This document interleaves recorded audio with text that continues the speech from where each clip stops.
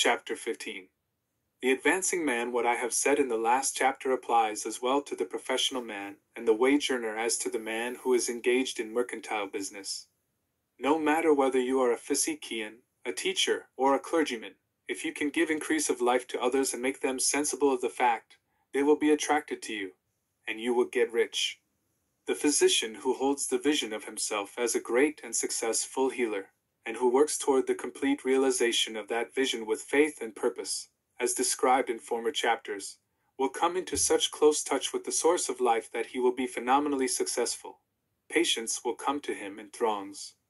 No one has a greater opportunity to carry into effect the teachings of this book than the practitioner of medicine.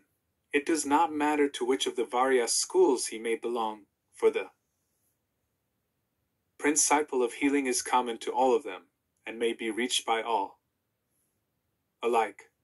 The advancing man in medicine, who holds to a clear mental image of himself as successful, and who obeys the laws of faith, purpose, and gratitude, will cure every curable case he undertakes, no matter what remedies he may use. In the field of religion, the world cries out for the clergyman who can teach his hearers the true science of abundant life.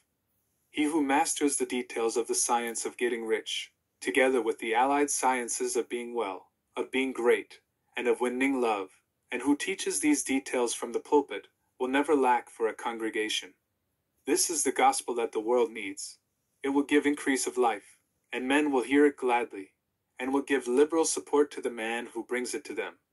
What is now needed is a demonstration of the science of life from the pulpit. We want preachers who can not only tell us how, but who in their own persons will show us how. We need the preacher who will himself be rich, healthy, great, and beloved, to teach us how to attain to these things, and when he comes he will find a numerous and loyal following. The same is true of the teacher who can inspire the children with the faith and purpose of the advancing life. He will never be out of a job. And any teacher who has this faith and purpose can give it to his pupils. He cannot help giving it to them if it is part of his own life and practice. What is true of the teacher, preacher, and physician is true of the lawyer, dentist, real estate man, insurance agent, of everybody. The combined mental and personal action I have described is infallible. It cannot fail.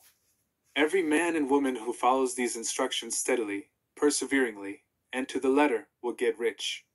The law of the increase of life is as mathematically certain in its operation as the law of gravitation. Getting rich is an exact science. The wage earner will find this as true of his case as of any of the others mentioned. Do not feel that you have no chance to get rich because you are work ing where there is no visible opportunity for advancement, where wages are small and the cost of living high. Form your clear mental vision of what you want, and begin to act with faith and purpose. Do all the work you can do, every day, and do each piece of work in a perfectly successful manner. Put the power of success, and the purpose to get rich, into everything that you do.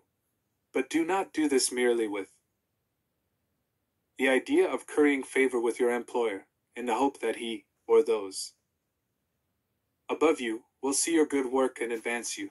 It is not likely that they will do so.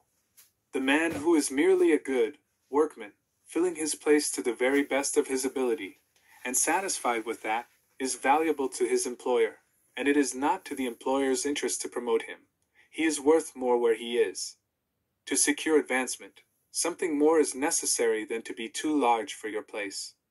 The man who is certain to advance is the one who is too big for his place, and who has a clear concept of what he wants to be, who knows that he can become what he wants to be, and who is determined to be what he wants to be. Do not try to more than fill your present place with a view to pleasing your employer. Do it with the idea of advancing yourself. Hold the faith and purpose of increase during work hours, after work hours, and before work hours. Hold it in such a way that every person who comes in contact with you, whether foreman, fellow workman, or social acquaintance, will feel the power of purpose radiating from you, so that everyone will get the sense of advancement and increase from you. Men will be attracted to you, and if there is no possibility for advancement in your present job, you will very soon see an opportunity to take another job. There is a power which never fails to present opportunity to the advancing man who is moving in obedience to law. God cannot help helping you if you act in a certain way. He must do so in order to help himself. There is nothing in your circumstances or in the industrial situation that can keep you down. If you cannot get rich working for the Steel Trust, you can get rich on a 10-acre farm. And if you begin to move in a certain way, you will certainly escape from the clutches of the Steel Trust and get onto the farm or wherever else you wish to be. If a few thousands of its employees would enter upon the certain way, the Steel Trust would soon be in a bad plight. It would have to give its working men more opportunity, or go out of business. Nobody has to work for a trust. The trust can keep men in so-called hopeless conditions only so long as there are men who are too ignorant to know of the science of getting rich, or too intellectually slothful to practice it. Begin this way of thinking and act ing, and your faith and purpose will make you quick to see any opportunity to better your condition.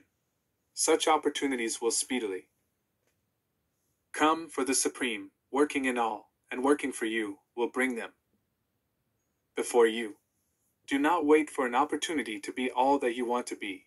When an opportunity to be more than you are now is presented, and you feel impelled toward it, take it. It will be the first step toward a greater opportunity. There is no such thing possible in this universe as a lack of opportunities for the man who is living the advancing life. It is inherent in the constitution of the cosmos that all things shall be for him and work together for his good, and he must certainly get rich if he acts and thinks in the certain way.